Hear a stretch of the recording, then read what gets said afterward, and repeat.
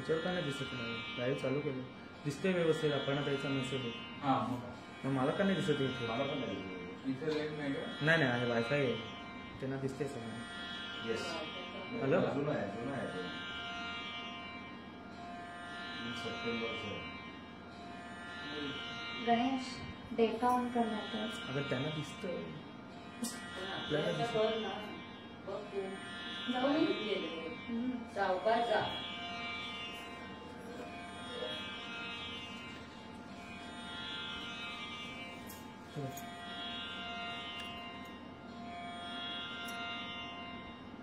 आहे लाईव्ह त्याच्यात दिसत नाही. पेजवर का नाही दिसत? सगळं थोड्या वेळाने दिसतं का? मला काय म्हणायचं आहे गणेश?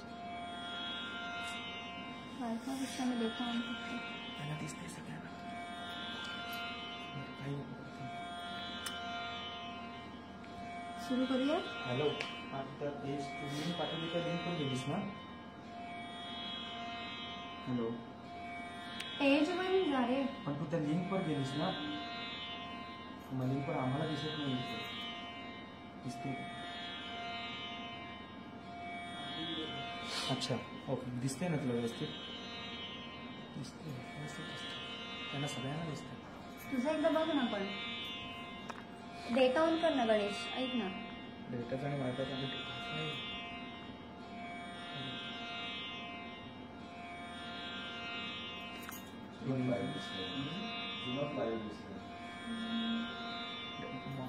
फेसबुक तर ओपन होते.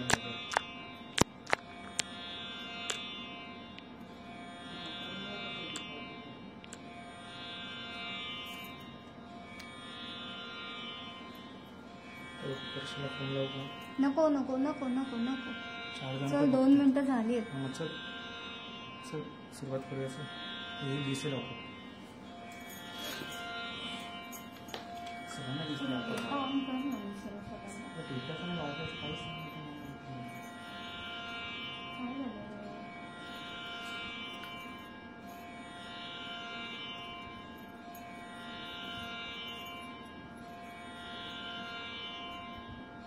फेसबुकला जायचं नाही.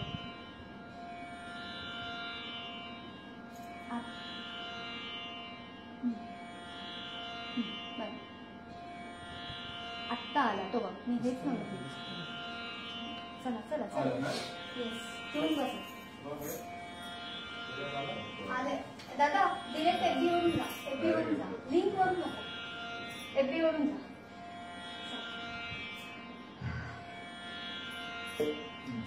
गणेशा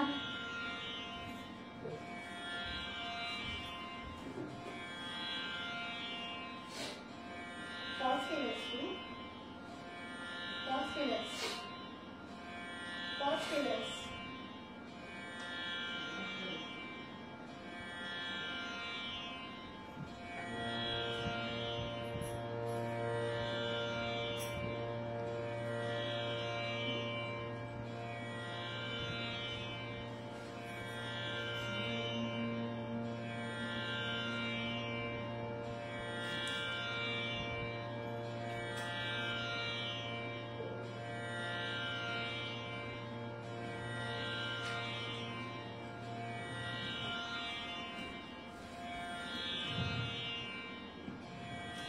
आज एकादशी निमित्त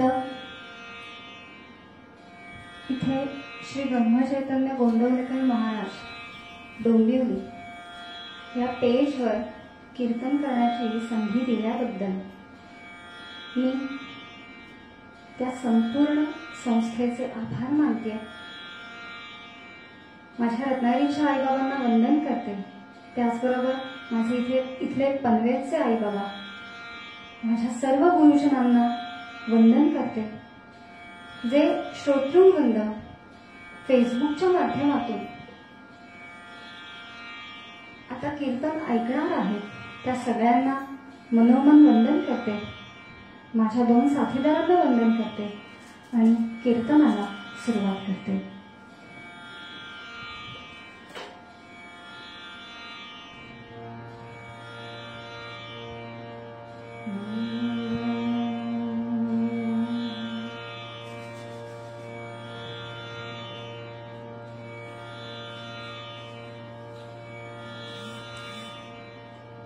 गुरुर्ब्रह्मा गुरुर्विष्णु गुरुर्देवो महेश्वरः गुरुसाक्षात् परब्रह्म तस्मै श्री गुरवे नमः। यदा लम्बोदरं हन्ति सतां प्रत्यूहसम्भवम् तदा लम्बे दयालम्बं लम्बोदरपदाम्बुजम्। शारदा शारदाम्भोजवदना वदनाम्बुजे सर्वदास्माकं सन्निधिं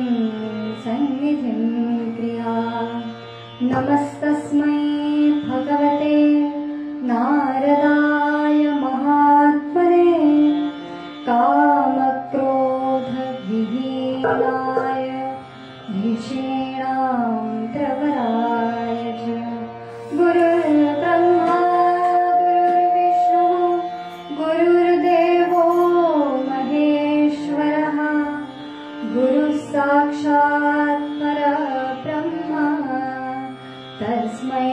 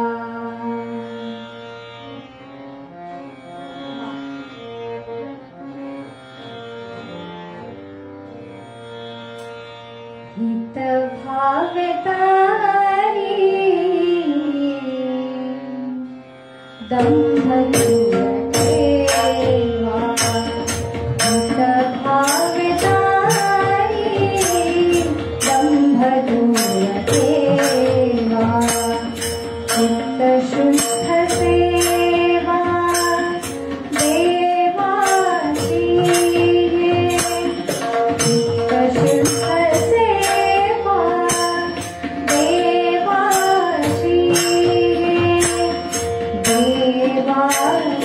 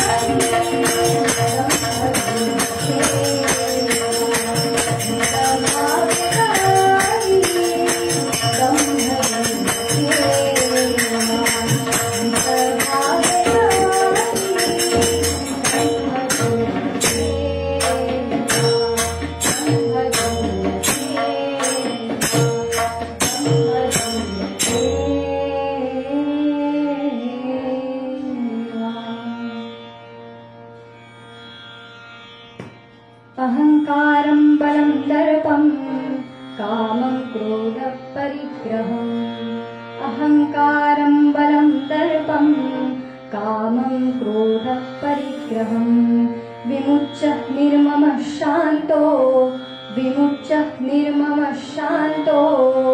प्रलयान्त्यधमां गतिम्।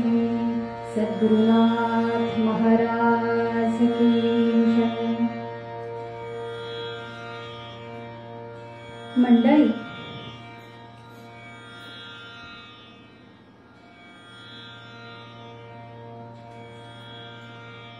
सगळ्यांनाच आदरणीय, आचरणीय आणि वंदनीय असं व्यक्तिमत्व म्हणजे संत श्रेष्ठ तुकाराम महाराज,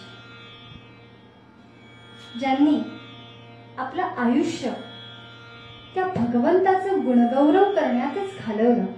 गळ्यातल्या तंबोरीच्या तारेवर ज्यांनी सतत भगवंताचं कीर्तन केलं, असे हे संत श्रेष्ठ तुकाराम महाराज. यांचं वर्णन करताना कवी मोरोपंत काय म्हणतात?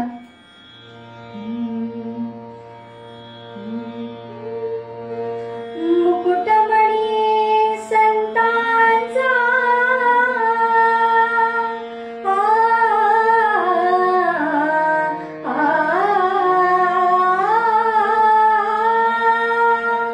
मुकुटमणी संतांचा शिव शिव तुकया म्हणून ये वाणी नेले जड वैकुंठी जड वैकुंठी विठ्ठल विठ्ठल म्हणून या वाणी राम राम हरे हरे राम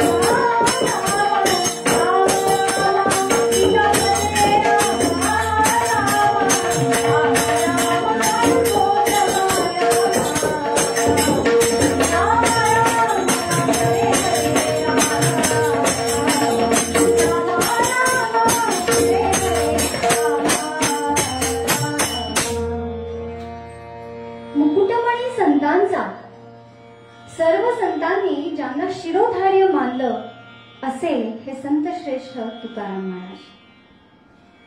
आज हेच तुकाराम महाराज निरूपणाच्या अभंगामध्ये तुम्हा आम्हाला उपदेश करताना काय सांगताय? हित भावे तरी दंभ दूर ठेवा, हित भावे तरी दंभ दूर ठेवा. काय सांगितलंय? जीवनामध्ये जर का आपलं हित व्हावं असं जर वाटत असेल तर काय करा? या दंभाला दूर ठेवा. प्रत्येक मनुष्याला वाटत असतं की आज ना उद्या माझं हित व्हावं, उद्या हित व्हावं म्हणून तो रोज धडपड करत असतो. मंडळी, ह्या करोनाच्या काळात सुद्धा आपण सगळेच जण धडपड करत होतो की करत आहोतही, अजून करतोय. पण मधल्या काळामध्ये, लॉकडाऊनच्या काळामध्ये सगळे उद्योगधंदे ठप्पे झाले होते. अशा वेळी काही लोकांनी साईड बिझनेस म्हणून भाजी विकायला सुरुवात केली. चिरलेली भाजी येथे मिळेल असे अनेक ठिकाणी बोर्ड आपल्याला बघायला मिळाले. अनेक लोकांनी खिल्लीही उडवली असेल, पण बघायला गेलं त्या लोकांनी पुढचं हित त्याच्यातून साधलं होतं. त्यांना माहिती होतं की आपण जर का आता भाजी विकली तर आपल्या जीवनाचं हित पुढे आहे. हे असं हित जे झालं ते लौकिक व्यवहारातलं. पण संत श्रेष्ठ तुकाराम महाराजांना लौकिक व्यवहारातलं हित नकोय, तर संत श्रेष्ठ तुकाराम महाराजांना पारमार्थिक हित, आध्यात्मिक वाटचालीतलं हित काय तर ते त्यांना अपेक्षित आहे. म्हणून ते सांगतात, हित व्हावे तरी दंभ दूर ठेवा, हित व्हावे तरी दंभ दूर ठेवा. बऱ्याच लोकांच्या मनामध्ये प्रश्न असेल, आध्यात्मिक वाटचालीतलं हित म्हणजे काय, पारमार्थिक वाटचालीमधलं हित काय? तर आपल्याला योग्य गुरु मिळावा,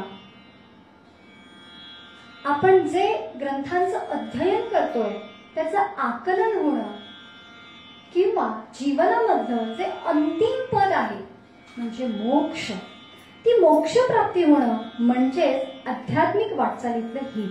आणि हे हित संत श्रेष्ठ तुकाराम महाराजांना अपेक्षित आहे. तर त्यासाठी ते काय सांगतायत?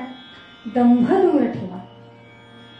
आता सोप्या भाषेत सांगायचं झालं तर हित म्हणजे काय, तर मनुष्याला शेवटची जी मोक्ष प्राप्ती होणं म्हणजे हित. पण हा मोक्ष सहजासहज मिळतो का? त्या मोक्षाला कारणीभूत ठरणारे, त्या मोक्षाच्या वाटेकडे अडथळे आणणारे अनेक घटक आहेत. त्यापैकी महत्वाचा घटक म्हणजे दंभ, अहंकार. मला सांगा, आपण झाडं लावतो, ती झाडं वाढत असतात. ती झाडं वाढली की आपण त्याच्या फांद्या छाटतो. फांद्या छाटल्यानंतर पुन्हा 8 दिवसांनी ती झाडं वर उभीच राहतात, डौलदार फुलतात. त्याला आपण बोन्साय असंही म्हणतो. पण हेच बोन्साय सतत वाढलं तर त्या झाडाचा विस्तार भरपूर मोठा होतो. पण जर त्या झाडाच्या मुळावरच घाव घातला तर ते झाड पुन्हा फूट धरत नाही, ते पुन्हा फुलत नाही. मंडळी, असंच या अहंकाराचं आहे. आपल्याकडे जो मध्ये मध्ये येणारा जो अहंकार आहे, त्या अहंकाराच्या मुळावरच घाव घातला तर आपण त्या हिताच्या वाटचालीकडे चालू लागतो. पण मंडळी, ह्या अहंकारासोबत त्याचे बाकीचे सवंगडी सुद्धा येतात. त्यांना आपण षड्रिपू असं म्हणतो.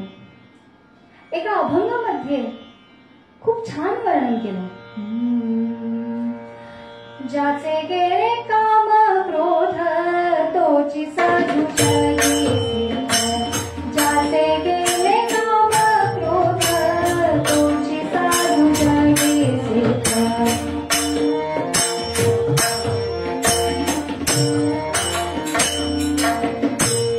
लोभ मोह नाही जासी, लोभ मोह नाही जासी, तोची साधू निश्चयेसी.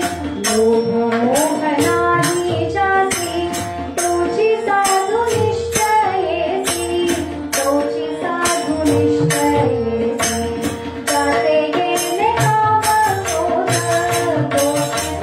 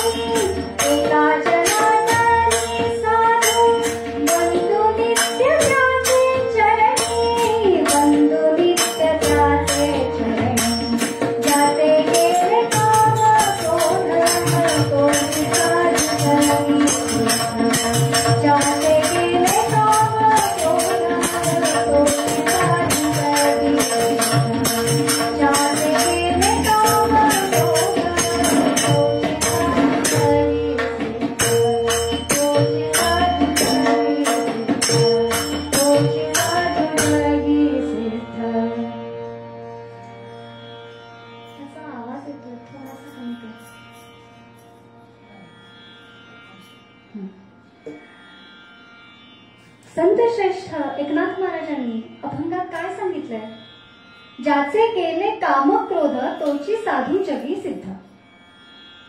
ज्याच्याकडून मगाशी सांगितल्याप्रमाणे या अहंकारासोबत त्याचे सगळे सवंगडी येतात. ते कोणते सवंगडी ते ह्या अभंगात सांगितले. काम क्रोध, ज्याचे गेले काम क्रोध तोची साधू जगी सिद्ध. ज्याच्याकडे काम क्रोध असे विकार नाही तो माणूस, तो सज्जन जगामध्ये श्रेष्ठ होय. पुढच्या चरणामध्ये सांगितलंय, नको लोभ मोह, ज्याच्याकडे लोभही नाहीये आणि मोहही नाहीये.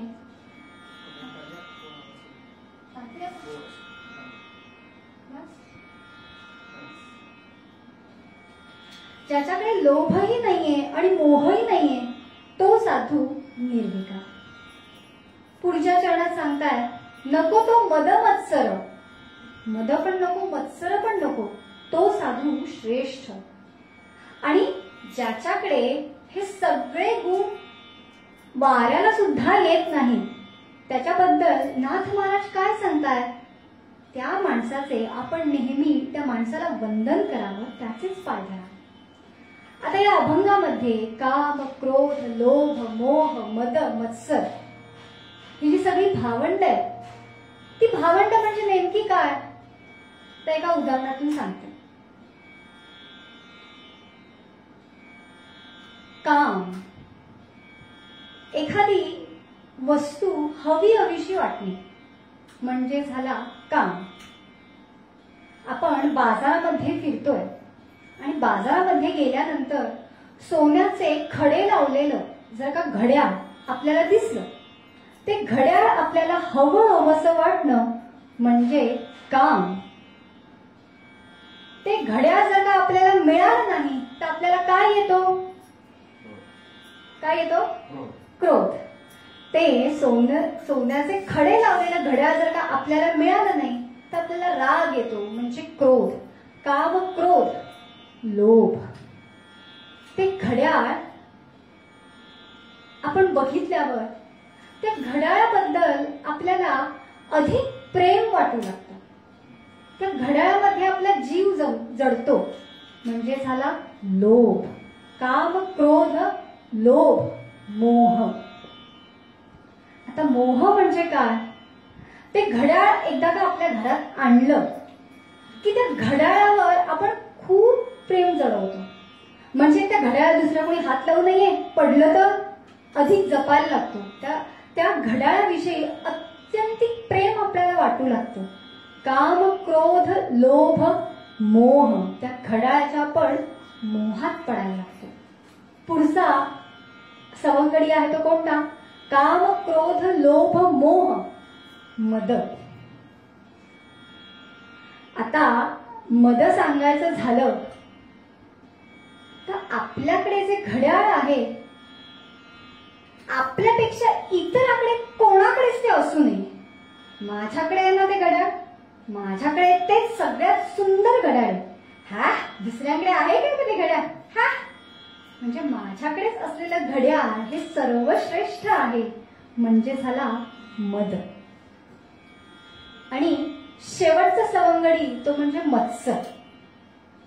आता मत्सर सांगायचं झालं, समजा हे सगळं जर का आपल्याकडे आपण ते बाजारातून घड्याळ आणलंय आणि तसंच घड्याळ जर का आपण दुसऱ्याच्या घरात बघितलं, अरे चा माझ्यापेक्षा दुसरं घड्याळ त्याने आणलं, तेही माझ्यापेक्षा जास्त चांगलं, आणि त्याचंही घड्याळ आपल्याला हवं हवंसं वाटतं.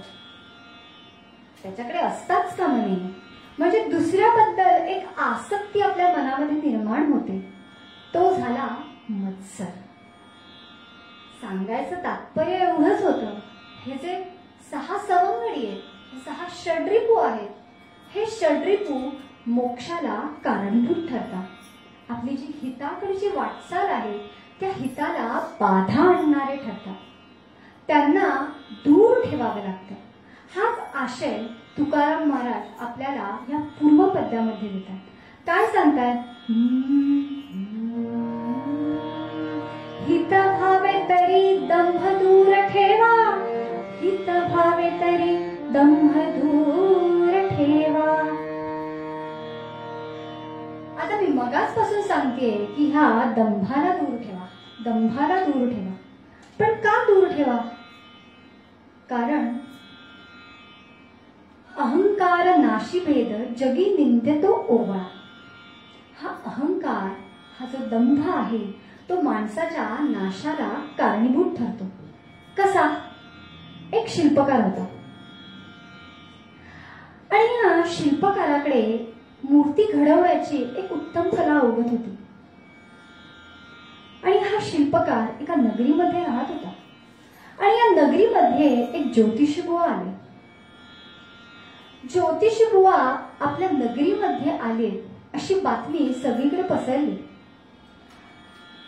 आणि ते ज्योतिषीबुवा जे भविष्य सांगतात ना, ते भविष्य तंतोतंत खरं होतं. अशी ही एक गोष्ट ह्या शिल्पकाराच्या कानावर आली. हा शिल्पकार हुशार होता.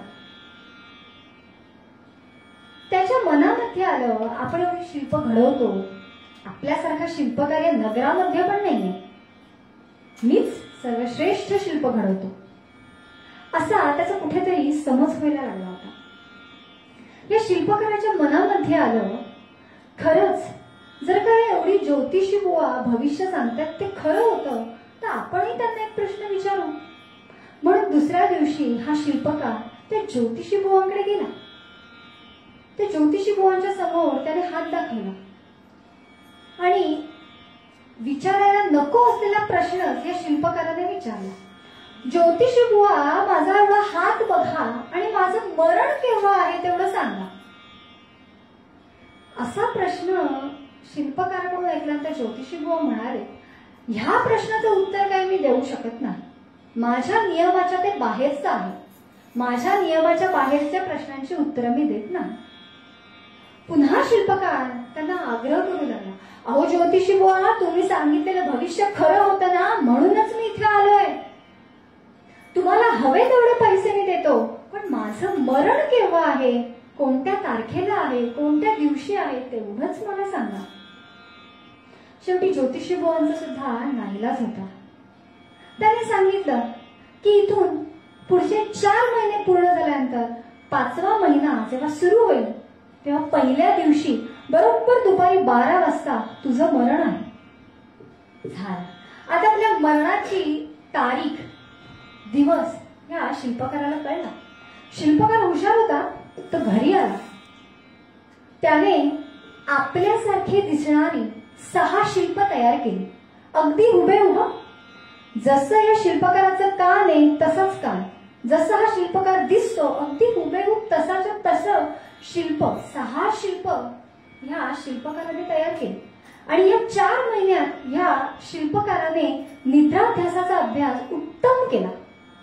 झाला. 4 महिने पूर्ण झाले आणि आता 5वा महिना सुरू होणार. बरोबर आदल्या दिवशी हा शिल्पकार त्याच्या शयनगृहामध्ये गेला. स्वतः मध्ये आडवा झाला आणि बनवलेली 6 शिल्प त्याने आपल्या शेजारी आडवी केली, अगदी जशीच्या तशी. ठरल्याप्रमाणे यमाचे यमदूत त्या शिल्पकाराच्या इथे आले. बघितल्यावर ते गोंधळले. आपल्याला यमराजांनी जो कॅन्डिडेट आणायला सांगितलाय तो कॅन्डिडेट नक्की घातला तरी कुठचा? ते गोंधळले.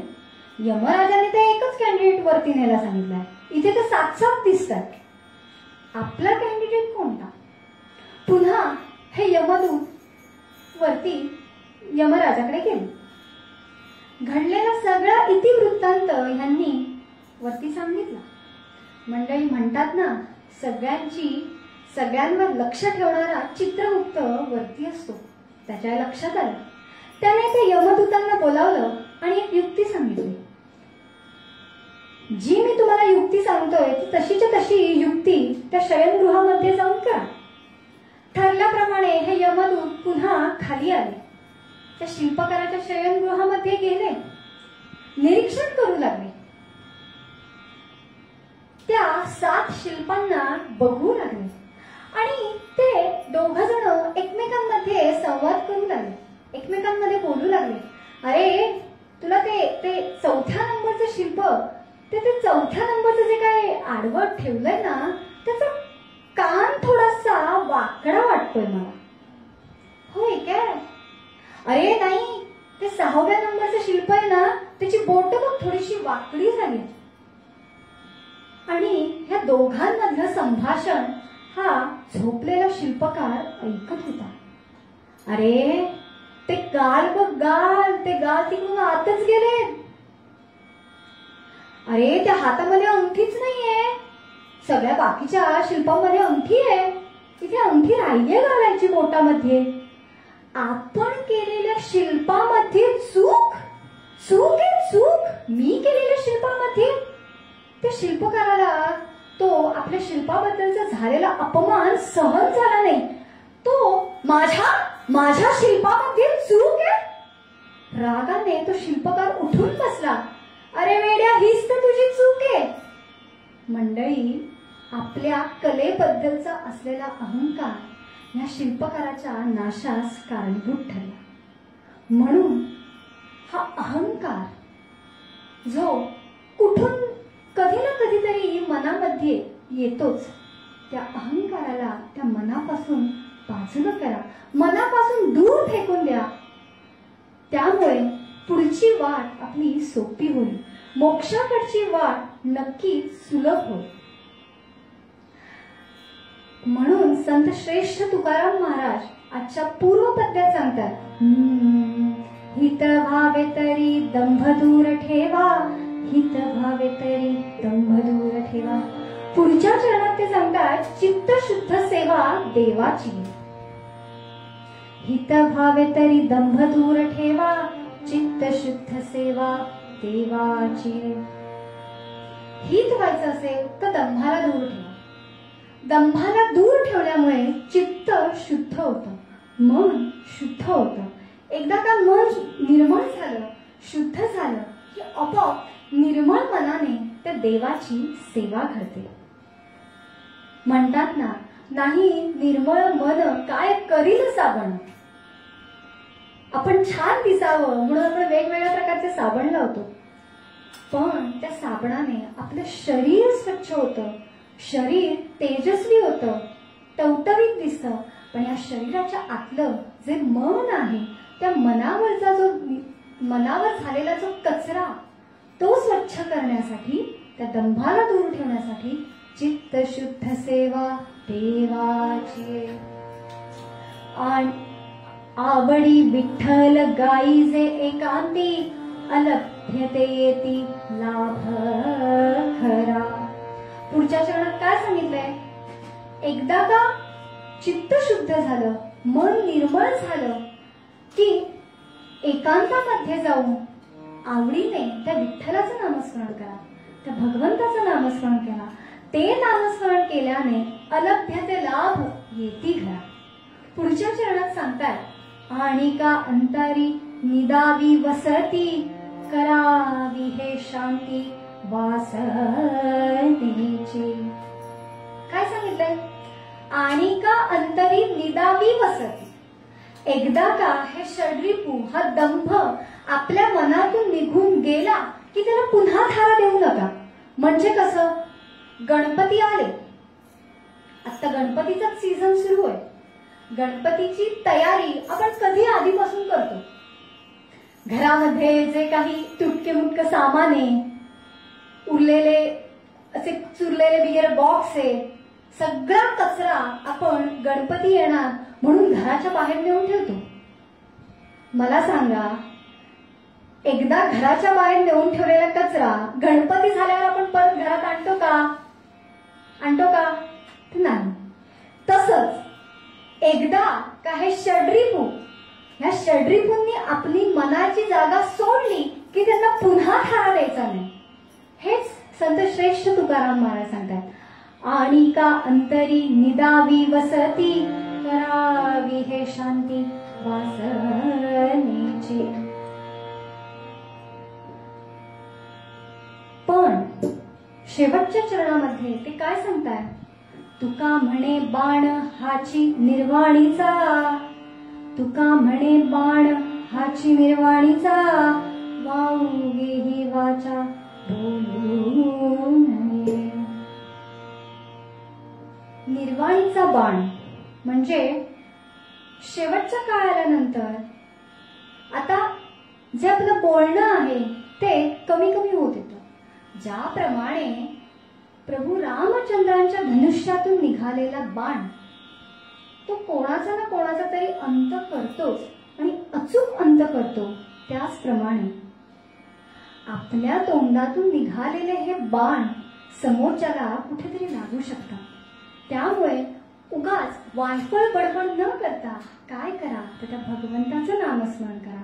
त्या भगवंताचं नामस्मरण केल्यामुळे आपलं मन शुद्ध होईल. एकदा का मन शुद्ध झालं, मनामधले सगळे विकार, सगळे षड्रिपू निघून गेले की आपला मोक्षाकडचा मार्ग हळूहळू हळू जवळचा वाटेल. तो हिताकडचा मार्ग जर का हवा असेल तर संत श्रेष्ठ तुकाराम महाराज ज्याप्रमाणे पूर्वपद्यामध्ये तुम्हा आम्हाला उपदेश करताना सांगतात,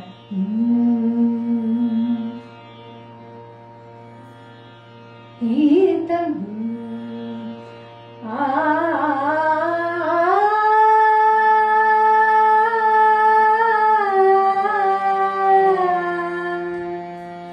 हित भावे तरी दंभ दूर ठेवा. हित भावे तरी दंभ दूर ठेवा. चित्त शुद्ध सेवा देवाची. हित भावे तरी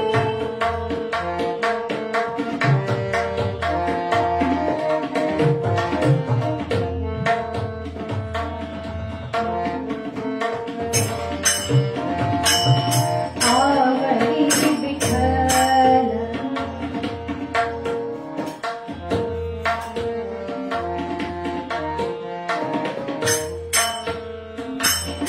आवडी विठ्ठल गाईचे एकांती. आवडी विठ्ठल गाईचे एकांती. अलभ्यते येती लाभ धरा.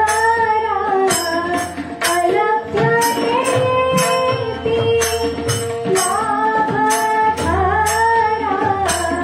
हित भावे तरी दंभ दूर ठेवा.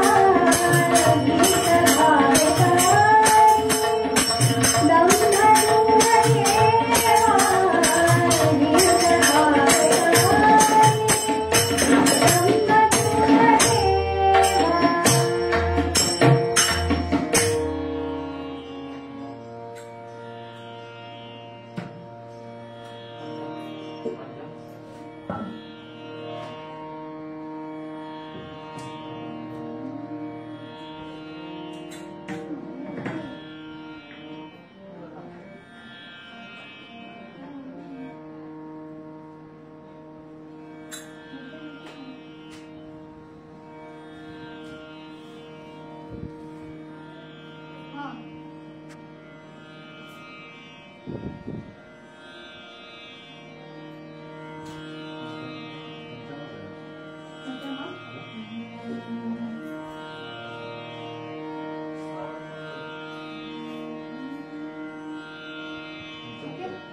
मध्यवर्ती ना.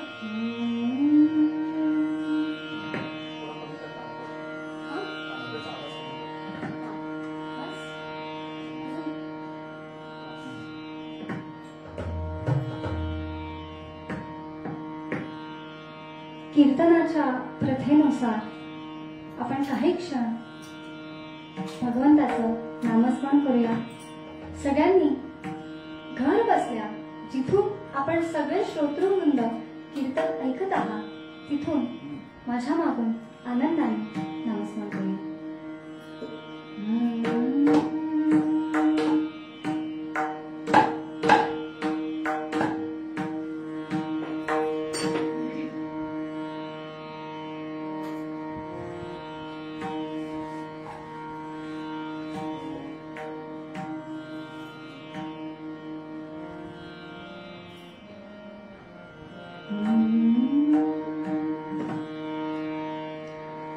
रघुपति राघव राजा राम पतित पावन सीताराम।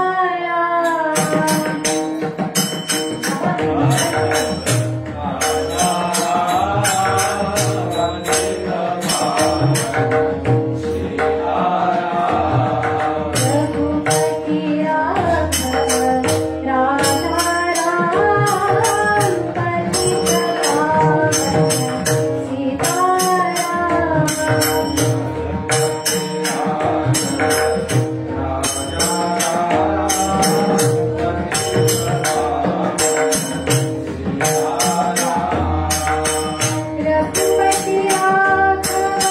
राजा राम पतित पावन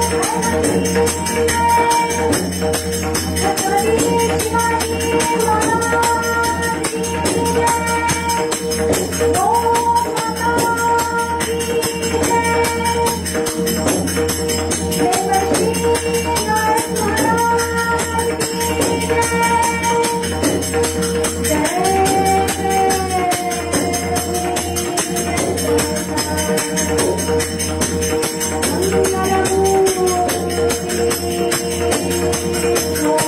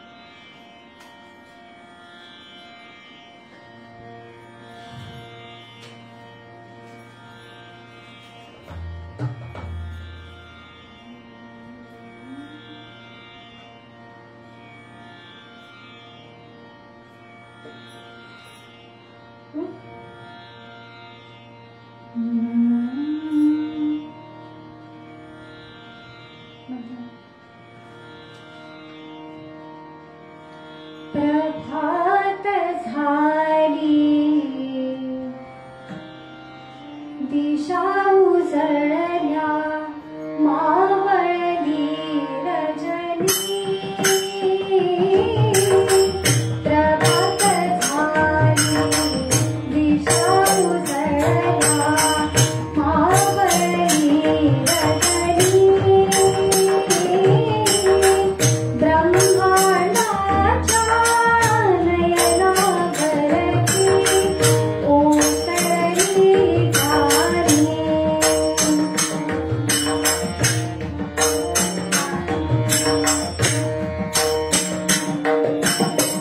पूर्व दिशेला छटा पसरल्या, रम्य सुवर्णाची. पूर्व दिशेला छटा पसरल्या, रम्य सुवर्णाची. कुणी उधळली मुखलभी, लाल गुलालाची. कुणी उधळली मुखलभी, लाल गुलालाची.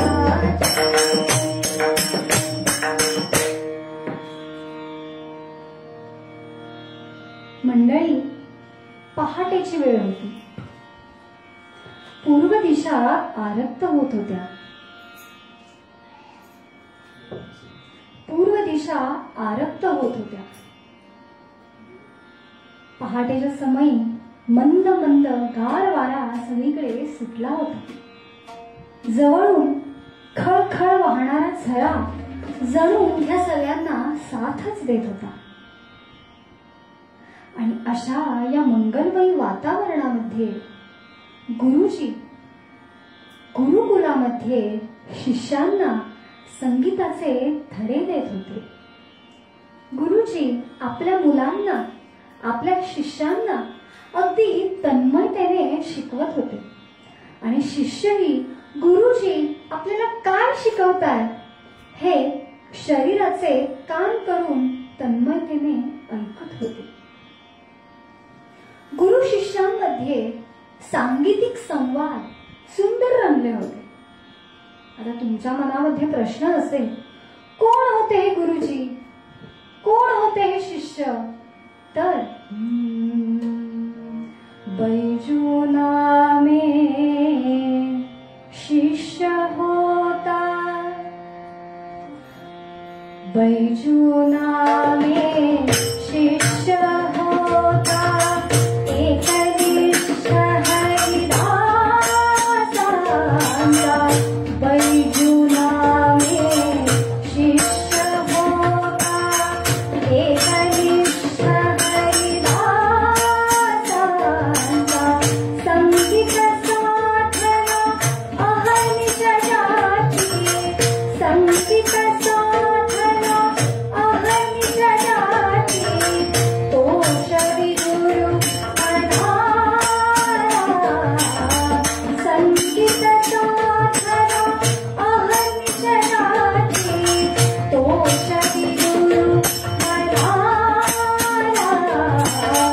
बैजू नामे शिष्य होता, बैजू नामे शिष्य होता, बैजू नामे शिष्य होता.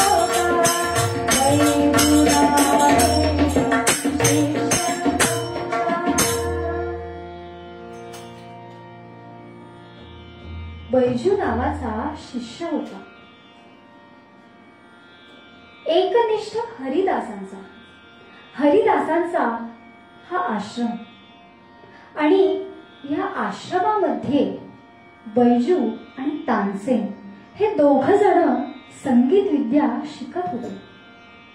बैजू बावरांचा जन्म चंदेरी येथील, ग्वाल्हेर येथील मध्य प्रदेशातील. दोघांनी सुद्धा गुरुजी हरिदासांकडून उत्तमरित्या संगीत विद्या शिकून घेतली. गुरुजी रोज रोज नवीन धडे ह्या दोघांना देत. पण संगीत साधना, संगीताची शिकवणी, संगीताची विद्या पूर्ण आत्मसात केल्यानंतर बैजू बावरा संयमी जीवन जगण्यासाठी अरण्यामध्ये निघून गेले. आणि अरण्यामध्ये जाऊन त्यांनी त्यांची पुढची संगीताची तपश्चर्या सुरू केली. आणि इकडे तानसेन मात्र अकबराच्या दरबारामध्ये जाऊन राजगायक म्हणून पदवी त्याने प्राप्त केली. आणि अरण्यामध्ये गेलेले बैजू बघता बघता अनेक वर्ष सरली, पण संगीताची साथ या बैजूंनी कधी सोडली नाही. रोजच्या रोज संगीताची तालीम झालीच पाहिजे. दिवस उजाडला की ते स्वतः तंबोरा घेऊन स्वतःचे सूर आळवत असत, स्वतः रियाजाला बसत असत. आणि या संगीताची तपश्चर्या करता करता त्यांनी अरण्यामध्येच एक छोटा आश्रम उभारला. आणि त्या आश्रमामध्ये या बैजूंच्या हाताखाली आता अनेक शिष्य शिकायला लागले. रोज गुरुजी शिकवायला लागले की छोटे छोटे शिष्य त्यांच्या समोर येऊन बसे. आणि आज गुरुजी आपल्याला काय शिकवणार ही मनामध्ये उत्सुकता प्रत्येकाच्याच मनामध्ये. गुरुजी स्वतः बैजू एक एक गोष्ट विश्लेषण करून त्या शिष्यांना शिकवत असे. संगीताची साधना करताना सर्वात महत्वाचा म्हणजे ओंकाराची साधना. ती ओंकाराची साधना कशी करावी, कसा ओंकार लावल्यामुळे आवाजाला जडत्व येईल, उच्चार स्पष्ट होतील, व ओंकार साधना का महत्वाची, इत्यादी इत्यादी रोज बैजू आपल्या शिष्यांना शिकवत असे. दुसरा दिवस उजाडला. आता आपण थोडं पुढचं शिकूया म्हणून आज स्वरांची ओळख करून दिली. स्वर कसे लावायचे व त्या स्वरांमधून अलंकार कसे तयार करायचे, त्या अलंकार तयार करण्याच्या पद्धती कशा असतात, या सगळ्याचं ज्ञान बैजू आपल्या शिष्यांना देत होता. पण या सर्व शिष्यांपैकी एक शिष्य मात्र बैजूचा अत्यंत लाडका होता. बैजूने एक गोष्ट सांगितली की दुसऱ्या दिवशी तशीच्या तशी तो शिष्य बैजूला म्हणून दाखवत असे. त्याची ती संगीतावरचं प्रेम, त्याची ती संगीतावरची तपश्चर्या बघून बैजूला आनंद होईल. कोण होता हा शिष्य? चेला था गुरु ज्ञानी बैजू का, चेला था गुरु ज्ञानी बैजू का, अपने गुरु के शरण आयो. चेला था गुरु ज्ञानी बैजू का, गोपाल नायक नाम उसका, गोपाल नायक नाम उसका, गोपाल नायक नाम उसका. चेला था गुरु ज्ञानी बैजू का,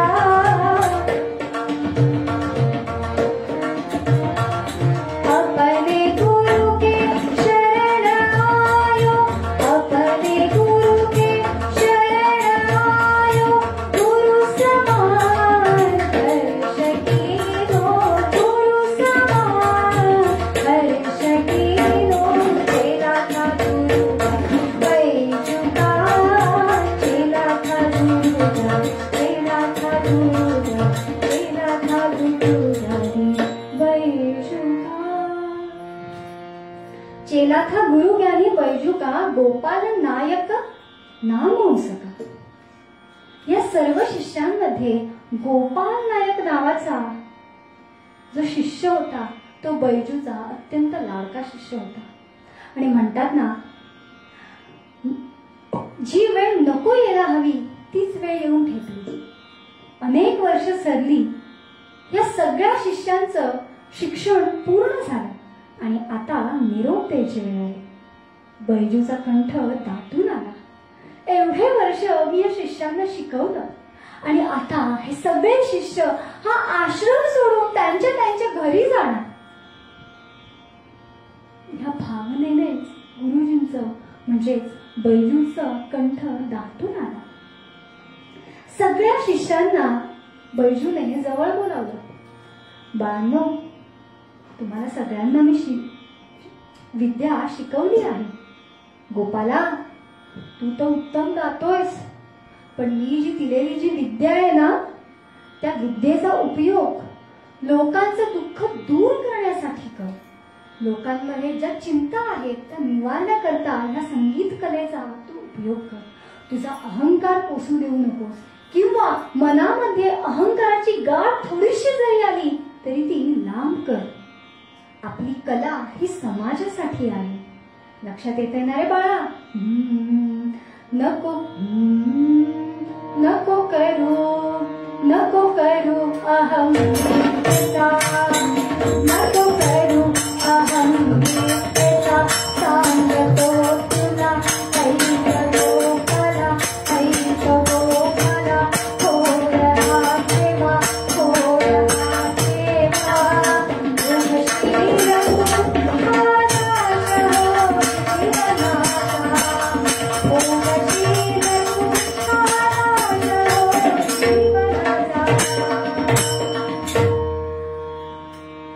नको करू अहंनित्येचा. ही जी विद्या आहे त्याचा अहंकार मनामध्ये आणू देऊ नकोस. गुरुजींनी उपदेश केलेला सर्व शिष्यांनी ऐकला. गोपालाने सुद्धा आपल्या गुरुजींचा निरोप घेतला आणि गोपाल आपल्या नगरीमध्ये परत आला. संगीत विद्या आत्मसात करून गोपाल त्याच्या घरी परतला.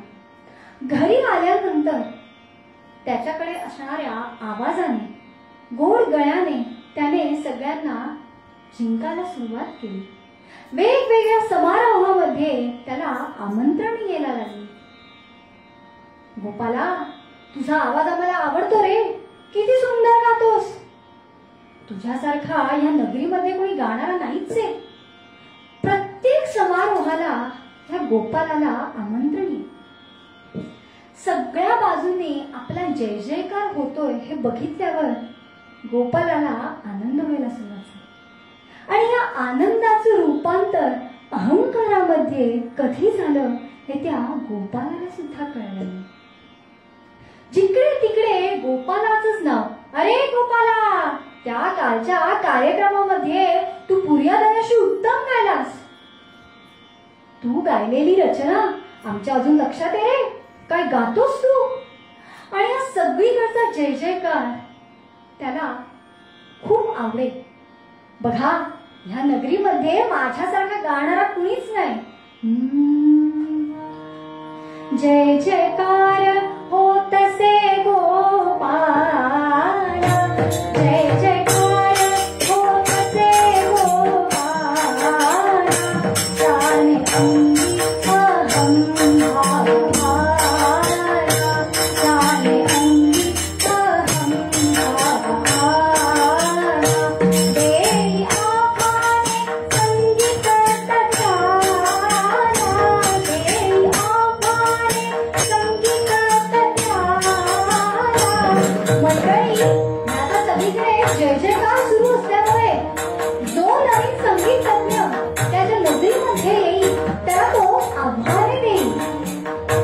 देई आभाने संगीत तत्याला, देई आभाने संगीत तत्याला. नमवितो शास्त्रार्थ करुणाला, नमवितो शास्त्रार्थ करुणाला. नमवितो शास्त्रार्थ करून द्यावा. त्या नगरीमध्ये जो कोणी संगीत तज्ञ आला की त्या संगीत तज्ञासोबत हा शास्त्रार्थ करी, त्यामध्ये त्या संगीत तज्ञाला हरवत असे. जो संगीत तज्ञ येईल तो याच्यासमोर पराभूतच होत असे. पण याच्या जय जयकाराचं आणि याच्या कलेचं अहंकारामध्ये रूपांतर झालं. बघता बघता तो सांगू लागला, एक काम करूया, उद्या तुम्ही नवीन आलात ना, तुम्ही कोणत्या घराण्याचे आहात? उद्या आपण राज दरबारामध्ये भेटू, संगीताचा शास्त्रार्थ करू. तुम्ही जर का जिंकला तर मी माझा शिरच्छेद करून घेईन. पण जर का मी जिंकलो आणि तुम्ही हरला तर तुम्हाला तुमचा शिरच्छेद करून घ्यावा लागेल. तुम्हाला नाही जमलं तर राजाचे शिपाई मात्र नक्की शिरच्छेद करतील. झालं. अशी स्पर्धा हा गोपाल नायक प्रत्येकाशी लावू लागला आणि ह्या स्पर्धेमध्ये सतत विजय ह्या गोपालाचाच होईल. आणि बघता बघता अनेक लोकांची, अनेक संगीत तज्ञांची शीर धडावेगळी या गोपालामुळे झाली. त्यामुळे परिस्थिती अशी उद्भवली, कोण कोण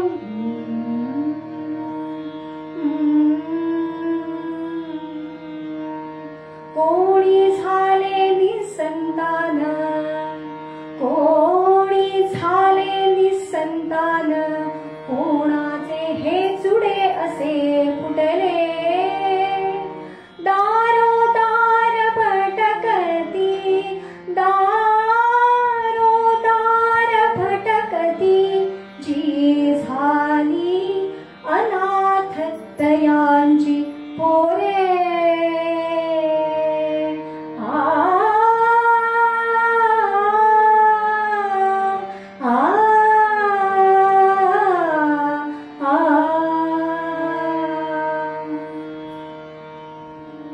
एक संगीत तज्ञाचं शीर धडावेगळं झाल्यामुळे त्या संगीत तज्ञांची मुलं अनाथ होऊ लागली. बघता बघता ही परिस्थिती हळूहळू वाढू लागली आणि काश्मीर नरेशाच्या दरबारामध्ये जे राजगायक म्हणून त्याला पद मिळालं. आता राजगायक म्हणून पद मिळाल्यानंतर याचा अहंकार अजूनच वाढला. आणि बघता बघता अशी कोणीतरी एक संगीत तज्ञ आहे की जो अशी स्पर्धा लावतोय आणि ही वार्ता शिरच्छेदाची, आणि आपलाच शिष्य अशी स्पर्धा लावतोय, आपलाच शिष्य असा संगीताचा शास्त्रार्थ करतोय, ही वार्ता हळूहळू बैजूच्या कानावर गेली. आपला शिष्य, मी ज्या गोपालाला घडवलं तो माझा सत्शिष्य, तो माझा गोपाल आज कुशिष्य झालाय, हे कसं शक्य आहे? गुरुजींचं मन गहिवरलं. ऐकुनी वार्ता शिरच्छेदाची,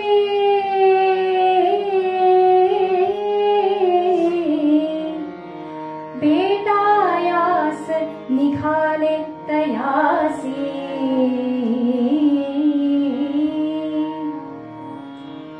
अडविते झाले तयासी,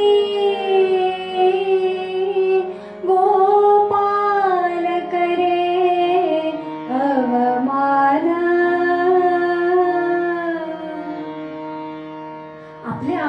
आपल्या शिष्याला जाऊन भेटलं पाहिजे. हे काय आहे हे विचारण्यासाठी गुरुजी गोपालाच्या नगरीमध्ये आले. जिथे गोपाल राहत होता तिथे दारावर येऊन उभे राहिले. आतमध्ये जाताच तर पहारेकऱ्यांनी हटकलं. ए म्हाताऱ्या, कोण हवंय तुला? कोण हवंय मला? अरे तुमचा जो राजा आहे, तुमचे जे राजगायक आहेत, तो माझा शिष्य आहे. तर गोपाळाला भेटायला मी लांबून आलोय. त्याला जाऊन सांग त्याचे गुरु बैजू बावरा आले, तो धावत बाहेर येईल. त्या पहारेकऱ्यांनी गोपाळाला जाऊन सांगितलं, या नावाचे तुमचे गुरुजी बाहेर दरवाजावर उभे आहेत, त्यांना आत पाठवायचं का? पाठवून द्या. बैजू धावत धावत गोपाल जिथे बसलाय तिथं आला. अरे गोपाला, हे मी काय ऐकतोय? ए म्हाताऱ्या, कोण तू? कोण मी? अरे लहानपणी तुला मी विद्या शिकवली. माझ्या मांडीवर बसून मी तुला सांगितलं स्वर कसे लावायचे, ते कसे वाढवायचे. आज तू मला विसरलास? मंडळी म्हणतात ना, अहंकारामुळे माणूस आंधळा होतो. तू मोठा संगीत तज्ञ आहेस का? तर ठीक आहे, उद्या या दरबारामध्ये आपण संगीताचा शास्त्रार्थ करू. आता मात्र बैजूबाबांची पंचायत झाली. ज्या शिष्याला मी घडवलं तो शिष्य आज माझ्याशी असा बोलतो. बैजूबाबांनी सुद्धा परवानगी दिली, होकार दिला. ठीक आहे, उद्या आपण संगीताचा शास्त्रार्थ करू. हा ऐका, जो हरेल त्याचा शिरच्छेद करण्यात येतो. बैजू पुन्हा सांगतोय, अरे गोपाला, तू मला विसरलास. अरे म्हाताऱ्या, कोण तू? मी नाही ओळखत तुला. आता मात्र बैजूंना दुःख अनावर झालं. आल्या पावली बैजू बाहेर निघून गेले आणि ठरल्याप्रमाणे दुसरा दिवस उजाडला. राज दरबार भरवण्यात आला. राज दरबार भरवल्यानंतर सगळे अधिकारी त्यांच्या त्यांच्या जागी आसनस्थ झाले. काश्मीर नरेश स्वतः येऊन बसले. गोपालाचं आगमन झालं. मोठ्या दिमाखात गोपाल त्याच्या आसनावर जाऊन बसला. मागे 2 तानपुरे लावले. बैजूबावळाचंही आगमन झालं. गोपालाचं जिथं आसन होतं त्याच्या शेजारी बैजूचंही आसन होतं. बैजूने नम्रपणे त्या आसनाला नमस्कार केला, आपल्या तानपुऱ्याला नमस्कार केला आणि बैजूबावळा सुद्धा आसनावर आरूढ झाला. आता अहंकाराने पोचलेला, अहंकाराने भरलेला हा आपला शिष्य, आपल्या शिष्यासोबत कसला संगीताचा शास्त्रार्थ करायचा? पण आपल्या शिष्याचा अहंकार हा उतरवलाच पाहिजे. सगळं वातावरण त्या तानपुऱ्याच्या स्वरांनी गुंगून केलं होतं. सगळीकडे त्या तानपुऱ्यांचा आवाज घुमत होता, गुंजत होता. आणि अशा पुन्हा, गोपाला, मी तुला परत सांगतोय, काय नाही, संगीताचा शास्त्रार्थ झालाच पाहिजे. जो हरे त्याचा शिरच्छेद अटळ. शेवटी म्हणतात ना, गुरुजी सुद्धा एक डाव आपल्याकडे राखून ठेवतात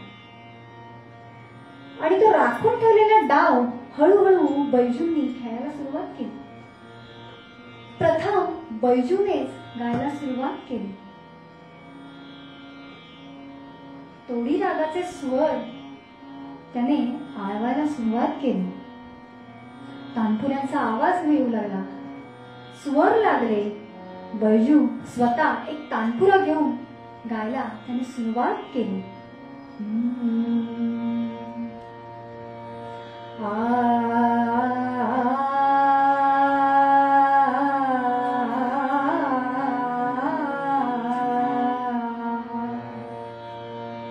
त्या धीर गंभीर आवाजात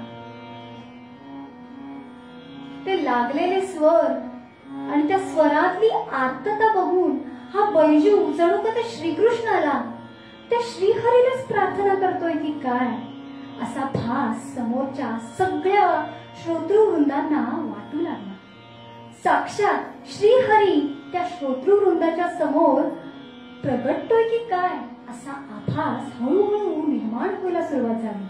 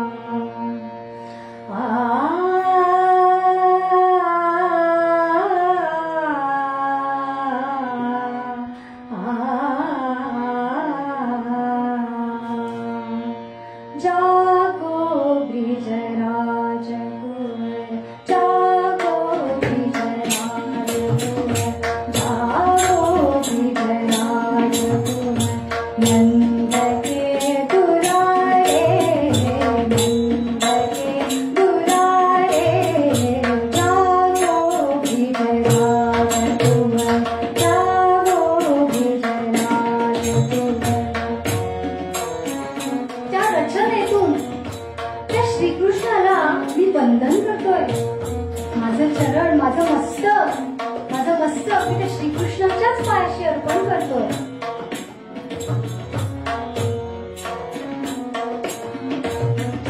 जागो विजयराज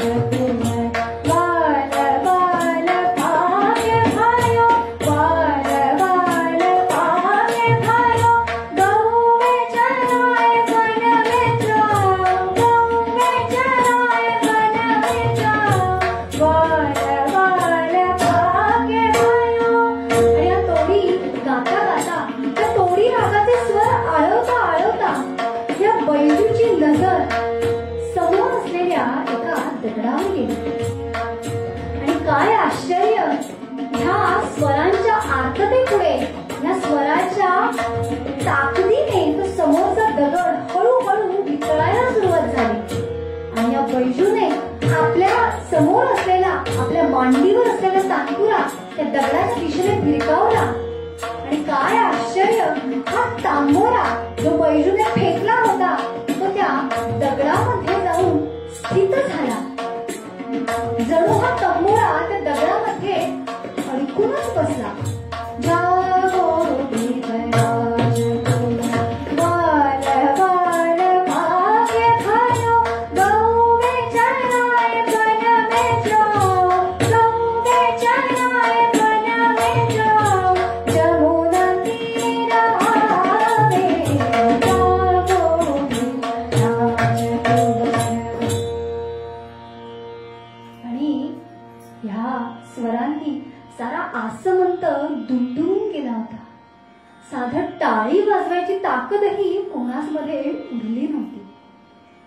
आणि तो तानपुरा आता त्या दगडामध्ये अडकला. आता बैजू बावळाने गोपालाला सांगितलं, गोपाला, तू सर्वश्रेष्ठ संगीतज्ञ आहेस ना, मग आता दगडामध्ये अडकलेला तानपुरा तू बाहेर काढून दाखव, तू त्यातून सोडवून दाखव. आता आत्ताच्या काळामध्ये जर का सांगायला गेलं तर असं कसं, एखादा गायक गायलाय आणि दगड वितळून तो तांबोरा त्याच्यात अडकलाय, असं कसं शक्य आहे? तर याच्या मागे बघायला गेलं तर सायन्स आहेच, विज्ञान आहेच. कसं?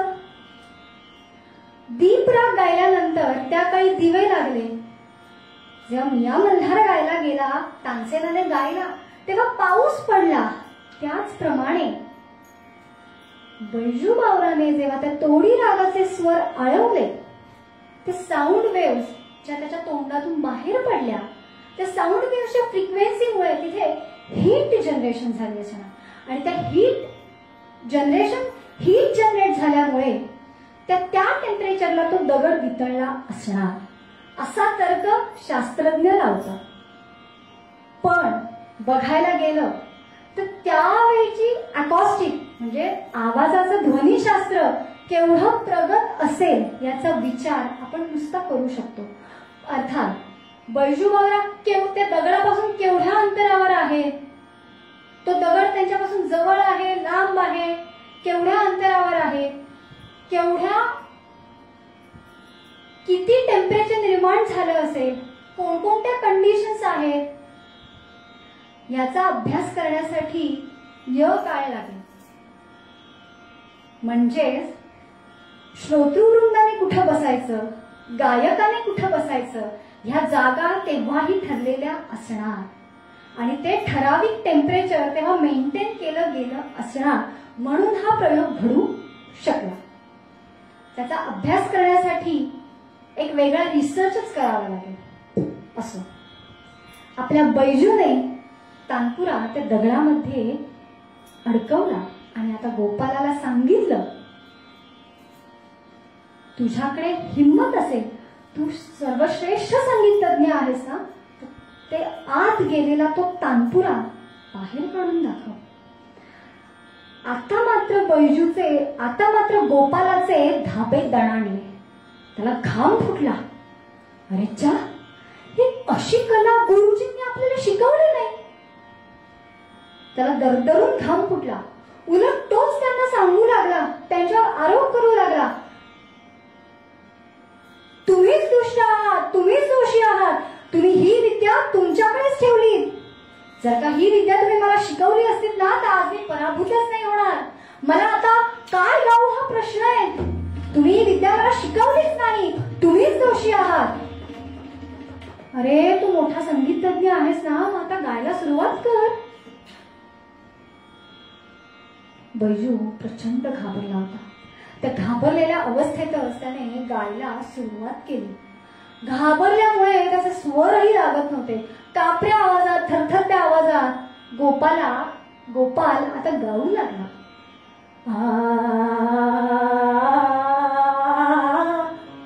अरे चा, एवढा मोठा संगीतज्ञ झालं काय? गोपालाच्या चूक आता थोडी थोडी लक्षात यायला लागली. आपण आपल्याकडे असलेल्या संगीत विद्येमुळे जी सर्वश्रेष्ठ नाहीच आहे आणि एवढीशा असलेल्या संगीत विद्येमुळे आपण गगनावर बसलो की काय असं वाटत होतं. पण आपले गुरुजी आले,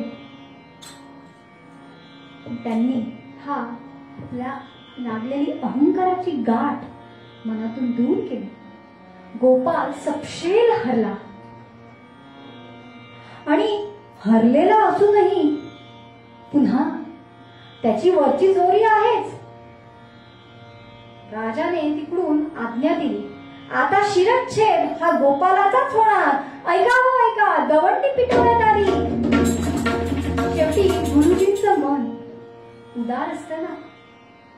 तुम्ही याला शिक्षा नका देऊ, ते लहान बालक आहे, लहान बाळ आहे. हो हो, पुन्हा गोपाल बोलायला लागला, मला नाही, ह्यांना शिक्षा द्या, ह्यांचाच शिरच्छेद करा, कारण का त्यांनी मला ही विद्या शिकवली नाही. अरे गोपाला,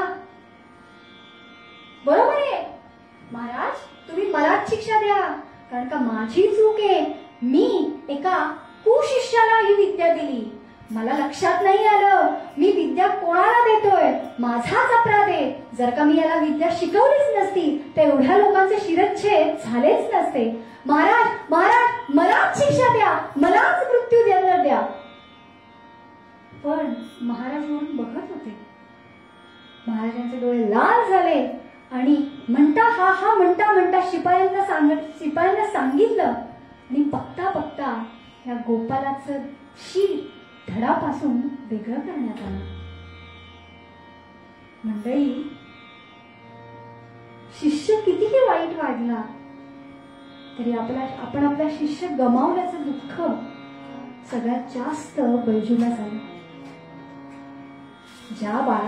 ज्या पोराला एवढूच असताना मी संगीताची विद्या दिली, त्या संगीत विद्येने तो अहंकारी झाला आणि त्याचा हा अहंकारच आज त्याच्या नाशास कारणीभूत ठरला. म्हणतात ना, अहंकाराचा वारा न लागो राजसा, माझी हरिदासा. अहंकार नाशी भेद, जगी निंदतो ओबळा. ज्याच्या मनाला अहंकाराची बाधा झाली त्याचा नाश हा निश्चित आहे. म्हणून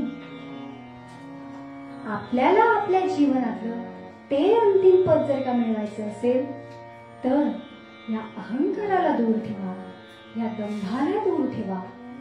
आणि ह्या दंभाला दूर ठेवण्यासाठी काय करा तर देवाची उपासना करा, तर देवाचं नाम घ्या, मन शुद्ध करा, चित्त शुद्ध करा.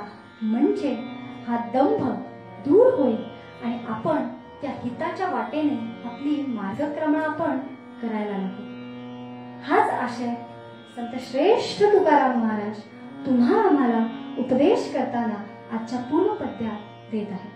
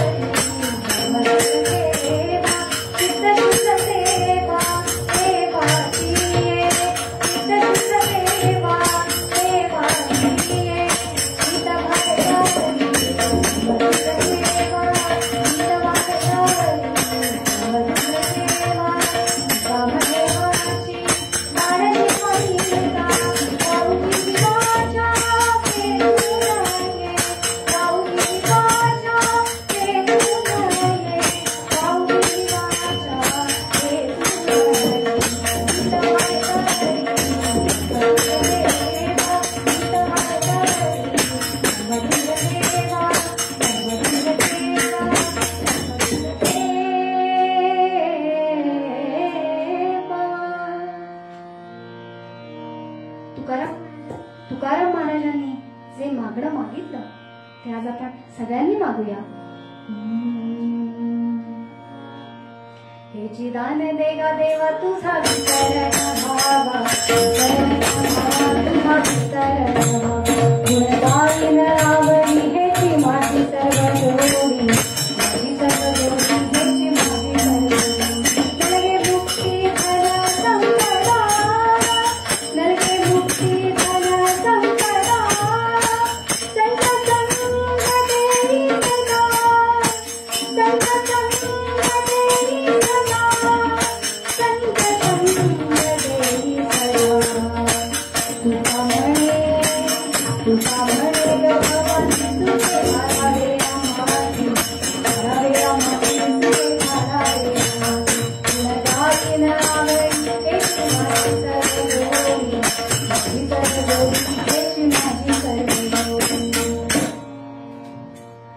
कीर्तनाचे उद्भवयू ज्यांना मानलं जातं ते नारद मुनी, त्यांची आरती करूया. जय जय जय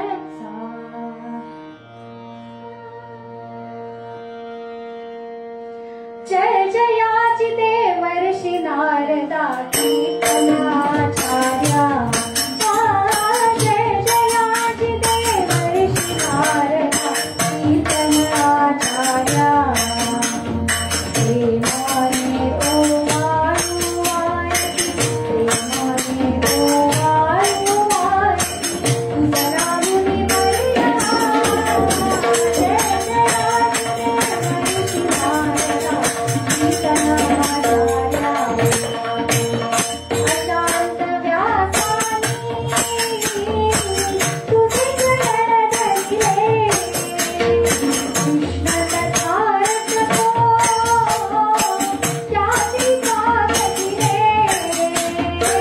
दर्शन देता परमात्माने, दर्शन देता परमात्माने, शांत व्यास करिया. जय जयाची देवर्षी नारदा कीर्तनाचार्या. ऐकून तव वचना जगने मिळेना, कृष्ण कथारथ तो भागवती कथिला. दर्शन देता परमात्माने, दर्शन देता परमात्माने, शांत व्यास करिया. देवर्षी नारदा कीर्तनाचार्या. अनिल कांगल वनील कर्ण डोळ्यात काढलं पडते, अनय अंजन अनंत प्रीती भावे वाईन धरणा. त्वमेव माता पिता त्वमेव, त्वमेव बंधु सखा, त्वमेव विश्वामित्रं त्वमेव, त्वमेव सर्वं मम. नारायण वाचा वेदैः एका उदासी नावा प्रेमया, सर्वं जगत् सर्वं परस्तं नारायणं चन्द्रसेवा. इदं वेदो नारायणं सुरानन्दं भक्तं, इदं वरं प्रतिकामदं भवति महतं रामं. हरे राम राम राम हरे हरे, हरे कृष्ण कृष्ण कृष्ण हरे राम राम राम हरे हरे,